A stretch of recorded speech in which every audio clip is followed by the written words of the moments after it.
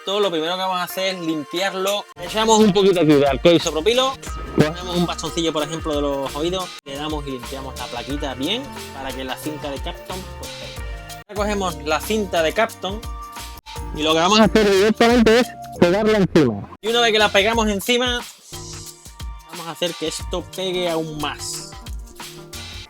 No pasa nada que sobre porque ahora vais a ver lo que vamos a hacer. Esto simplemente está para que esta parte que sujeta el pulsador switch pues no se mueva. Con el tiempo terminará moviendo. Lo siguiente que vamos a hacer es cortar el sobrante directamente con un cúter. Os podéis cortar.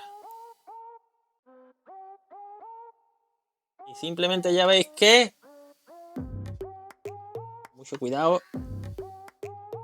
Cortamos el sobrante del Capton y listo para poner de nuevo.